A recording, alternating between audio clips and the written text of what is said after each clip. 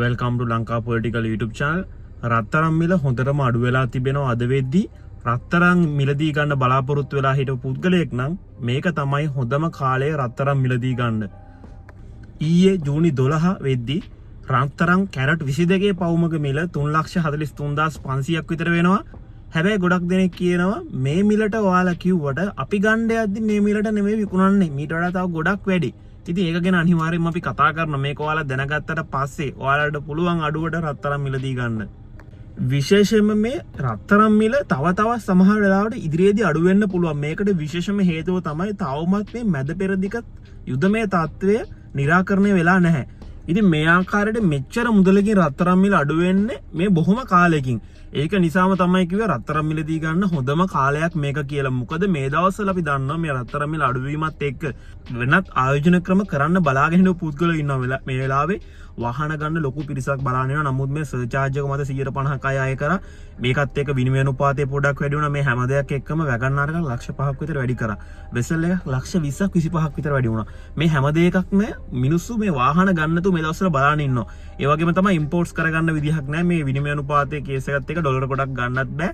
මේ හැම දෙයක් එක්කම දැන් මේ දවස්වල මේ ආයෝජක සෙට් එක කොටස් වලින් වලට යනකොට වඩා මේ රත්තරන් මිලදී ගන්න උත්සාහ කරන මේ අඩුවීමත් එක්ක මොකද දවස්වල ගොඩක් අඩු වෙලා තිබෙන්නේ. මේ අඩුවීමත් එක්ක අනිවාර්යයෙන්ම ඉදිරියේදී ඉක්මනින්ම මේක වැඩි වෙනවා. මෙහෙම මිල ඉහළ යාම පහළ යාම මිල උච්චාවචනත් එක්ක අඩු මිලට අරගෙන ඉතා කෙටි කාලෙකින් වැඩි මිලට විකුණන්න පුළුවන් අවස්ථාවක් තියෙනවා මේක හරියට කියවගත්ත කෙනෙක්ට. ඊයේ දිනේ සහ පෙරේදා දවස ඉතාම සුවිශේෂී දවස් දෙකක්. මොකද ඉතා ලොකු වගේකින් රත්තරන් මිල අඩු වුණා. ලංකාවේ සුප්‍රසිද්ධ රන් භාණ්ඩ වෙළඳසැලකින් දාලා තියෙනවා ගොඩක් වැදගත් පෝස්ට් එකක්. බලන්නකෝ රත්තරන් මිලදී ගැනීම කොච්චර වැදගත්ද කියලා. 1970 රත්තරන් පවුමක් ඒ කියන්නේ ග්‍රෑම් 8ක් රුපියල් 184යි 1970. මිනි කුපර් කාර් එහෙම ආවට පස්සේ ඊට පස්සේ 1980 1300යි 1990 3200යි.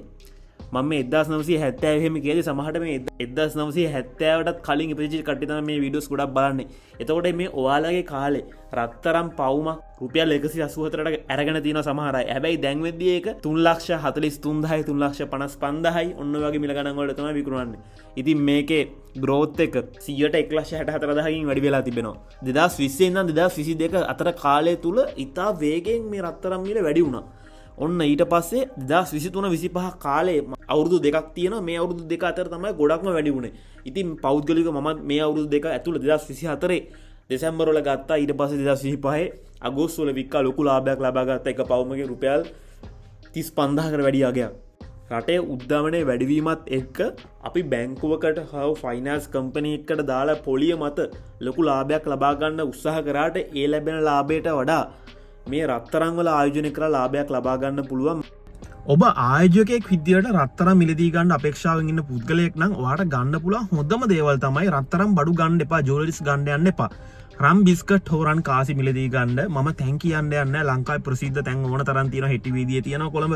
එහෙම නැත්නම් කෑගල්ල, කුරුණෑගල, නුවර මේ වගේ ප්‍රදේශවල ලොකු ෂොප් තියෙනවා. මේ හැම එකකම බලලා ඔයාට හොඳ විශ්වාසවත් තැනකින් ගන්න. කැරට් 22 24 විශේෂම 24 වගේ තමයි ගොඩක් ආයෝජකයෝ ගන්න රන් බිස්කට් රන් කාසි. ඉතින් මෙතන රන් බිස්කට් රන් කාසි ගන්න මම කියලා කියන්නේ මේවා ඉක්මනින්ම මුදල් බවට පත් කරන්න ලේසි. ඒ විතරක්ම නෙවෙයි මේවට වැඩ කුලියක් යන්නේ නැහැ. මේ රත්තරන් භාණ්ඩ නිෂ්පාදනය කරන්න කාර්මිකයෝ එයාලගේ වැඩ කුලියක් ගන්නවා. සමහර වෙලාවට 120-25ටත් වඩා වැඩි අගයකින් වැඩ කුලිය වැඩි වෙනවා. ඉතින් ඔයා හැබැයි කවදා හරි මේක විකුණන්න යද්දී වැඩ කුලියක් නැතුව තමයි ඔයාට මේක විකුණන්න වෙන්නේ. ඇත්තටම මේක ගොඩක් පාඩුයි. නැත්තම් ඒකෙන් ලාභයක් ලබා ගන්න ඔයාට ලොකු කාලයක් බලාගෙන ඉන්න වෙනවා. හැබැයි රම් බිස්කට් එකක් හෝ රන් කාසියක් මිලදී ගැනීම වාසිය තමයි මේ දවස්වල 3,43,000 ගාණක් කියලා මම කිව්වා රත්තරන් කැරට් 22 රන් පවුමක මිල. ඉතින් මීට වඩා තව රුපියල් 2,000ක් විතර තමයි වැඩි වෙන රන් කාසියක් මිලදී ගන්න එක. ඉතින් ඒක ඇත්තටම ඉතාම ලාභයි. ශනික මුදල් බවට පත් කරන්න පුළුවන්. ඉතින් මේක එකම ප්‍රශ්නේ තමයි මේක හරි පරිස්සමෙන් පාවිච්චි කරන්න ඕන.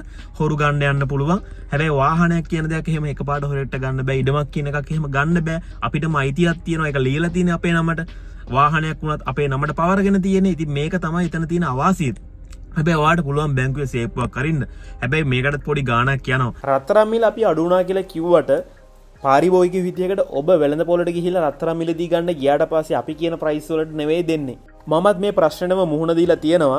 ඉතින් එතනදී ඔවුන් කියන්නේ විශේෂයෙන්ම ජුවලරි ෂොප් වලයි කියන්නේ අපි මේවා වැඩිපුර මුදලට තමයි මිලදී ගත්තේ. ඒක නිසා පාඩුවට විකුණන්න බෑ කියලා.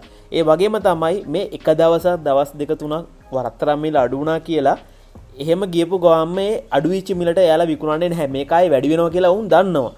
හැබැයි දැන් මේ යන තත්ත්වයක් එක්ක දවස් කිහිපයක් තිස්සේ මේක තව ඉදිරි සතියටත් බලපාන්න පුළුවන් සමුදාය ඉඳන් මාකට් එක ඇරුණාට පස්සේ ඉතින් එතනදිත් මේක අඩු වුණා නම් අනිවාර්යයෙන්ම ඔවුන්ට මේ මිලට විකුණන්න වෙනවා.